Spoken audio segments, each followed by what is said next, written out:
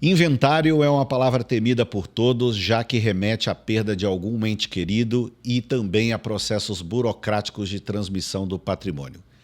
Disputas por heranças são sempre um assunto em pauta na mídia e que, além de não serem nada fáceis, podem perdurar por anos e impactar negativamente no valor dos bens.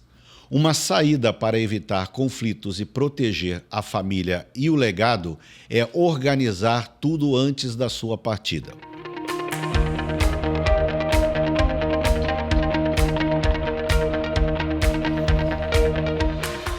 Olá, bem-vindos a mais um Wealth Planning Essentials Talks, um conteúdo para você se informar sobre direito tributário, família, filantropia, sucessão e muito mais. Este é o último episódio do nosso Papo de Família. Ao longo das últimas semanas, percorremos o curso da vida.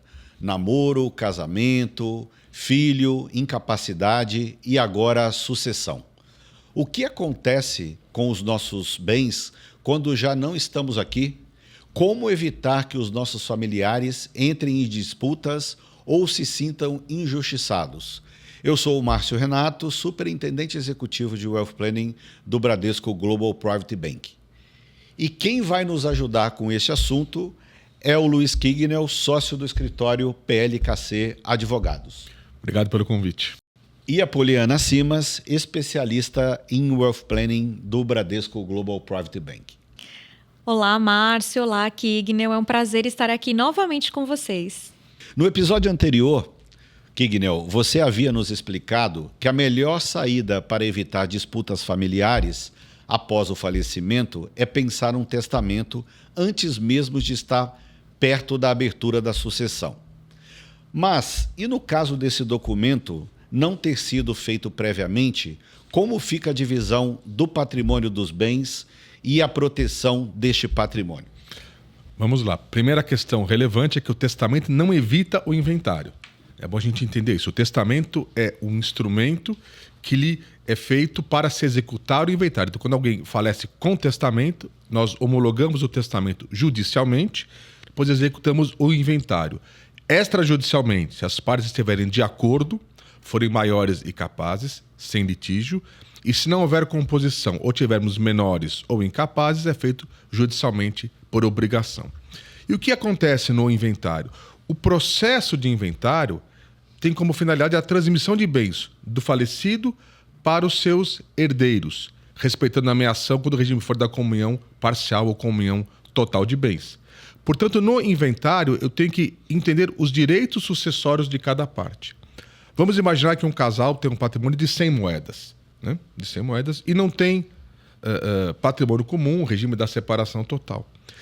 Metade desse patrimônio nós chamamos de parcela legítima, é legitimamente dos meus herdeiros necessários, cônjuge ou companheiro e filhos, e metade é patrimônio livre, eu entrego para quem eu quiser por testamento. Então, o inventário tem como processo fazer a atribuição destas cestas para cada uma das partes correlatas, né? Que são os meus herdeiros necessários, como eu já mencionei, ou aqueles que eu quis presentear são chamados legatários.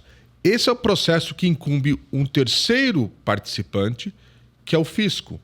Porque sobre a transmissão de patrimônio, a incidência do imposto de sucessão, que ele varia de estado para estado, na regra atual vai até 8%, conforme o estado.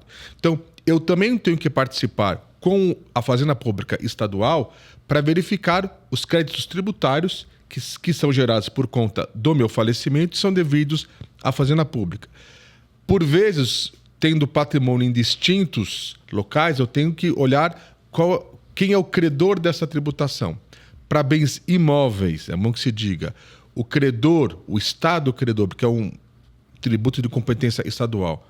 Quem é credor, o Estado, é sempre onde o imóvel se localiza, né? E para os demais bens, ativos financeiros, né, empresas, é onde estiver residindo o falecido. Então, existe toda uma engenharia preparatória para você conseguir tocar a sucessão com documentação, atualização. Então, é um procedimento que demanda tempo e tem que estar muito organizado.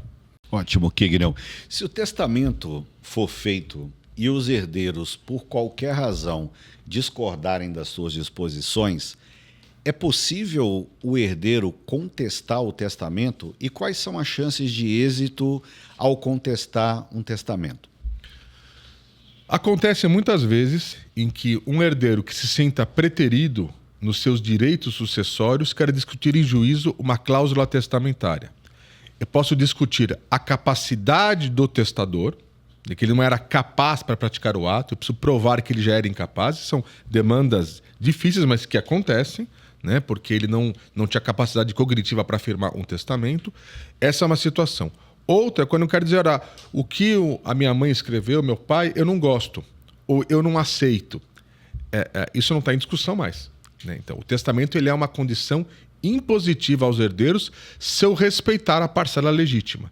Então, se eu entregar ao meu filho ou à minha filha, ou ao meu cônjuge, aquilo que a lei me obriga a entregar, e ele se sentiu preterido porque outros receberam muito mais do que ele na parcela disponível, eu não posso contestar. E é natural que o testamento gere insatisfações, né? E normalmente esses litígios interrompem o inventário, mas quebrar um testamento, né? Derrubar um testamento é absolutamente exceção. E o que não é condição para esse requerimento é a insatisfação do herdeiro preterido. Isso não adianta. Kignel, uma questão muito atual está relacionada aos conteúdos digitais, né? Redes sociais, e-mails, contas em aplicativos, e-books, pontos de programa de fidelidade, áudios, vídeos, criptoativos, entre outros, né? Como fica todo esse legado digital após a sucessão? O que é considerado herança digital e o que pode ser transferido para os herdeiros? A herança digital, que é um tema novo no direito de família, né? Veio justamente por essas novas formas de se expressar, né? Ela faz parte do meu acervo hereditário.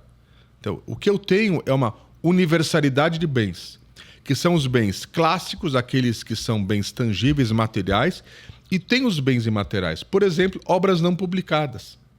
Então, eu tenho um acervo de obras não publicadas, né? Livros, por exemplo, né? E que fazem parte desse patrimônio. Então, todo aquele meu acervo que está em redes de Instagram, né? Em redes públicas sociais, todo o meu conhecimento que passou, que eu transmito de uma maneira ou outra e que alcança terceiros e que tem um valor, né? Ele faz parte da partilha. E tem um valor comercial e tem um valor imaterial. Então, por exemplo, as imagens da pessoa falecida, que eu não quero que elas sejam livremente veiculadas, porque são imagens privadas, por exemplo, da pessoa em estado terminal. Acontece, né? As pessoas hoje batem foto, você tira o celular e bate foto, e tem fotos, por exemplo, da pessoa já num estágio que ela não gostaria de ser vista, porque ela quer manter aquela imagem dela, né, como o público a conheceu. É um direito. Então, o herdeiro não pode usar uma imagem da pessoa falecida como ele bem entende, porque esse acervo é um acervo do espólio. O que é o espólio? É a soma dos direitos da pessoa, sejam eles materiais ou imateriais, e a soma das obrigações. Estamos olhando também sempre o falecido que deixou patrimônio. Mas tem o falecido que deixa dívida, né? Eu não herdo dívida, mas eu herdo patrimônio líquido, que é ativo menos passivo. Então, quando eu tenho uma pessoa falecida que deixou dívidas, eu tenho que primeiro, com o patrimônio dela, pagar as dívidas. E o que sobrar é meu. O que acontece é que essas pessoas recebem o patrimônio e não pagam as dívidas. E aí se tornam solidárias em razão disso. Esse ponto que você trouxe, Kignel, sobre a utilização, né, o direito da imagem da pessoa quando ela não está mais aqui, é algo que tem tomado uma relevância, principalmente com o fortalecimento do uso de inteligência artificial para reproduzir imagens de uma forma muito vívida. Como que fica a questão da utilização, né, dessa imagem da pessoa na hipótese que ela tenha um testamento já disciplinando uma vedação ou uma permissão ou quais limites e na ausência de um testamento? Então, os herdeiros eles podem decidir, na ausência de um testamento, se aquela imagem da pessoa que já partiu pode ser reproduzida por meio de inteligência artificial para fins comerciais ou não comerciais? O testamento deveria regular toda essa matéria, Poliana, porque essa é a função do testamento, né? É prevenir questões futuras. A gente tem que entender que mesmo os filhos, né? Mas eu sou o filho, como eu não tenho direito? É que o seu direito é igual ao do seu irmão ou da sua irmã ou do cônjuge sobrevivente, do companheiro sobrevivente. Então, ninguém pode individualmente, ninguém pode isoladamente, né, fazer uso desse acervo digital só porque tem a condição de descendente ou de cônjuge do falecido. Porque mesmo no regime da comunhão total, mas tudo que ele fez metade é meu, sim, mas a outra metade não é. Né? Então, eu gero certas amarras. A gente recomenda hoje para as pessoas que são publicamente expostas que sim, tenham regras de inteligência artificial, se autorizam, por exemplo, que uma música que elas escreveram e não lançaram seja lançada com elas cantando, porque elas já faleceram. Né? Ou se seja feita a declamação de um poema, né, com essa pessoa declamando por inteligência artificial. Isso é matéria de testamento. E sim, é impositiva. Será impossível. Na falta destas regras, começamos os infindáveis litígios onde a família passa a se degladiar para deixar algo privado, mas a briga é pública. Então, na verdade, você tem uma depreciação daquela imagem, porque o litígio familiar tira aquela áurea do perfeccionismo da vida dos nossos ídolos, né? Porque você tem a imagem dos ídolos, né? A gente atua em casos de pessoas publicamente expostas, né?